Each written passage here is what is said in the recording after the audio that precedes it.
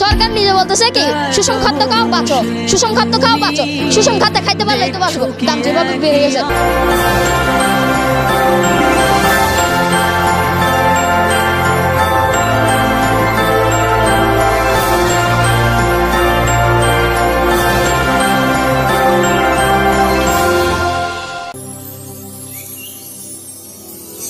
বর্তমানে যেভাবে আমাদের বড় নির্ময়ের মানুষ বেশি বেড়ে যাচ্ছে, মানে কারণ হচ্ছে এখন মাঝারিরা নির্মূলক হয়ে যাচ্ছে, বড় লোকরা মাঝারি হয়ে যাচ্ছে, তাদের এখন সামর্থ্য নাই, কিভাবে থাকবে?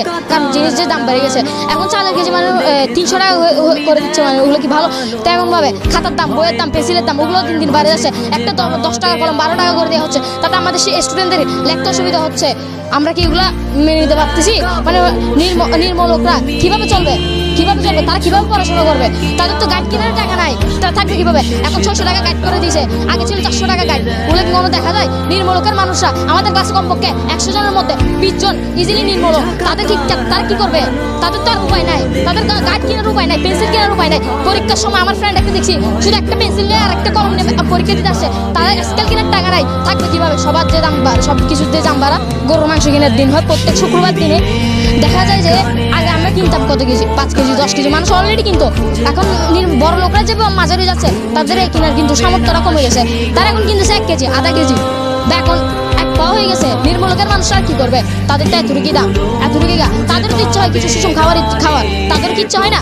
ব্রয়লার মুরগি তাদের আগে ছিল 80 টাকা, 190 টাকা, বাড়তে বাড়তে 100 টাকা, 115 টাকা, 120 টাকা, বর্তমানে এখন 230 টাকা। ওগুলোকে আমাদের নির্মূলকের মানুষরা খেতে পারতেছে? তাদেরকে প্রতিদিন শাকসবজি খেতে হয়, আমাদের বইতে লেখা আছে সুষম খাদ্যের পাশাপাশি আমাদের খাদ্য খেতে হয়। তাহলে কিভাবে খাবে? কিভাবে খাচ্ছে? সেগুলো দাম বেড়ে যাচ্ছে, খাতা কলম দাম বেড়ে যাচ্ছে, বই খাতা দাম বেড়ে যাচ্ছে, সব কিছুরই দাম বাড়তেছে। কিসের দাম কমতেছে? এটা তো বাংলাদেশে কমতেছে না, বাংলাদেশে শুধু বাড়তে আছে, বাড়তে আছে, বাড়তে আছে। কখন কমবে বাংলাদেশ? এটা কি বাংলাদেশে? আমাদের সবার তো হক আছে, সবার কিছু তো খাবার আছে। আজকে বাংলাদেশের মানুষরা কি খাবে? যেভাবে দাম বেড়ে গেছে, মাঝারি লোকরা শেষ পর্যন্ত শাকসবজি খেয়ে দিন কাটাতে হচ্ছে, বড় লোকরা এখন মুরগি কিনতেছে। আর কি তারা কি করবে? তারা তো গরুর মাংস কেনার টাকা নাই। নির্মূলকরা কি করবে? তারা তো এক পাওয়া তো বেছে না মুরগি, গরুর মাংস, তারা কি কিনতে পারতেছে? তারাও তো কিনতে পারতেছে না।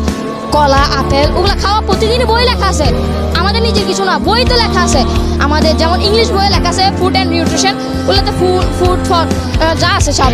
এখন বাজারে দেখতে গেলে আগে ছিল 80 টাকা আপেল, এরকমও ছিল 110, 120, 130, 140, কত 220 টাকাও আসছে।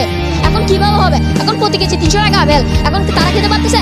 কিভাবে খাবে? এখন হচ্ছে সুষম খাদ্য, শুধু শাক শাক শাক শাক শাক, কি খাবে? আর সরকার নিজে বলতেছে কি সুষম খাদ্য খাও বাঁচো, সুষম খাদ্য খাও বাঁচো, সুষম খাদ্য খাইতে পারলেই তো বাঁচবো। দাম যেভাবে বেড়ে গেছে, আমি সরকারের কাছে একটা আবেদন চাই, শুধু পেন্সিল খাতা কলম ওগুলোর দাম কমাই দেয়, আমি সরকারের কাছে একটু আবেদন চাই।